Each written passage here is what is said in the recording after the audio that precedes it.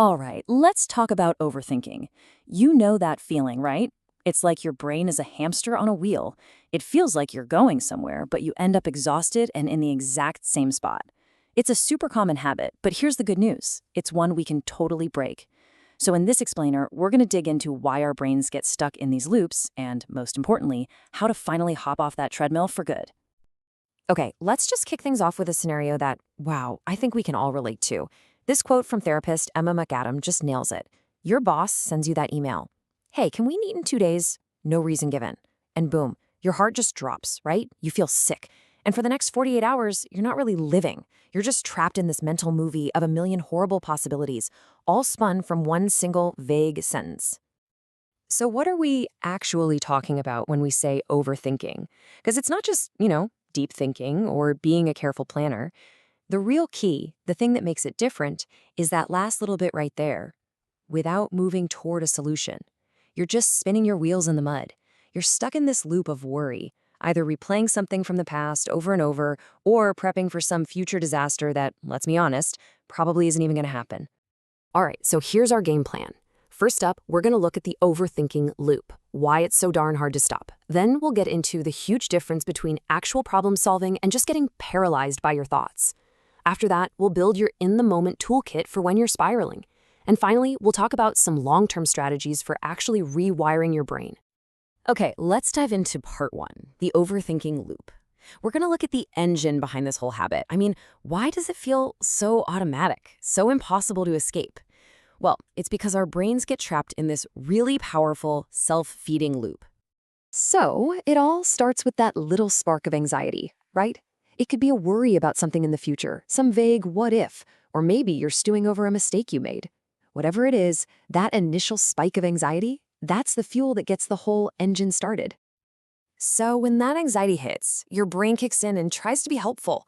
It's like, oh no, a problem. I know, I'll just think about this a lot. I'll run through every possible scenario. And that intense thinking, that rumination, it really feels like you're doing something productive. It feels like you're solving the problem and taking back control. And this is the trap. Most of the time, the thing you were so worried about either doesn't happen at all or it's nowhere near as bad as you imagined. But your brain makes this huge mistake. It goes, see? All that worrying I did, it worked. I prevented a catastrophe.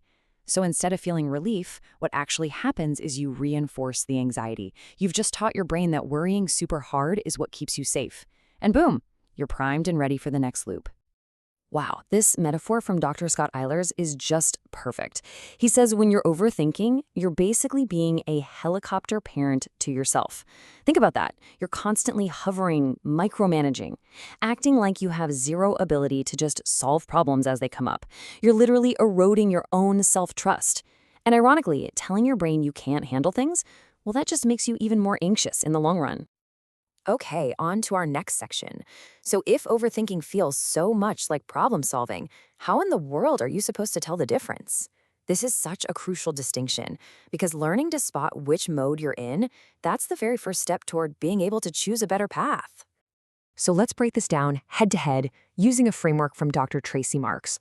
On one side, you've got overthinking. It's vague, it's loopy, right? You're just stuck on these what ifs and worst case scenarios. It's totally driven by emotion, and it just leads to, well, paralysis. You do nothing.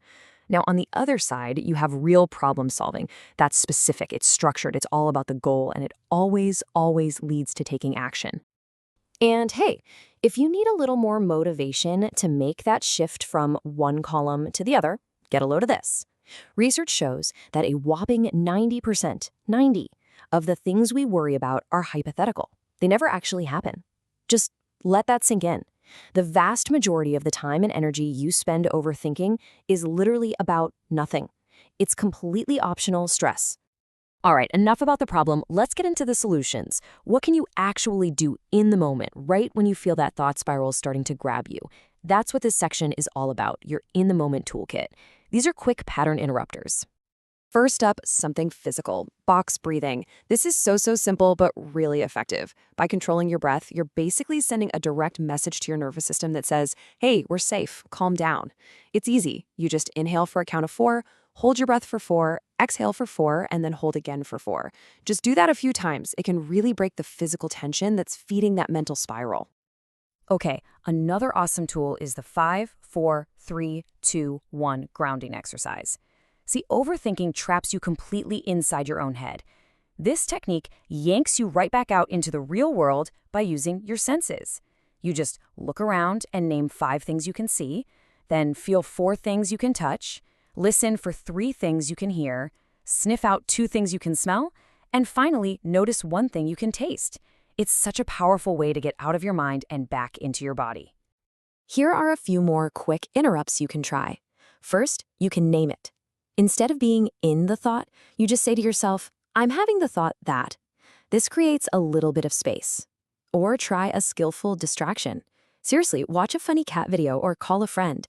Anything to break the spell. You can also change the channel, where you just visualize grabbing a remote and literally changing your mental focus. And finally, my favorite, take 1 tiny action. Do 1 small thing about the problem. Remember, action is the ultimate enemy of overthinking. Okay, so all those things we just talked about, those are like the emergency brakes. They're great for stopping a spiral. But how do we stop the car from speeding out of control in the first place? That's what this last section is about, rewiring your brain. We're talking long-term mindset shifts. Now, this first one is going to sound a little strange, but stick with me, it's so effective. You're going to schedule your worry. Yep. Instead of letting it bleed into your entire day, you put it in a box. Set a timer for, say, 15 minutes, and that is your official worry time. You have full permission to think about the problem. But, and this is crucial, you have to do it on paper, not just in your head. When that timer goes off, you're done. You move on. What this does is it teaches your brain that there's a time and a place for worry, and that time and place is not all day, every day. This next one is all about changing the kinds of questions you ask yourself. See, we tend to get stuck on why questions. Why am I such a failure? Why does this always happen to me?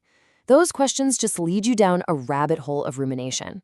Instead, you want to switch to what questions. What is 1 skill I can work on? What is 1 small step I can take right now? See the difference? What questions open the door to action? Oh man, this quote is so important, especially for any perfectionist listening. Done is better than perfect. A huge reason we overthink is because we're absolutely terrified of making a mistake. So we analyze and we strategize and we wait for that 1 perfect solution that never comes. Embracing this idea that just getting it done is better than waiting for perfect, it gives you permission to actually act, to learn and to move on instead of being frozen. Okay, so let's tie all of this together. The goal here isn't to magically stop your thoughts or to have some perfectly quiet, worry-free mind. I mean, come on, that's impossible. The real goal, the real power, is in learning to just notice your thoughts and not get carried away by them.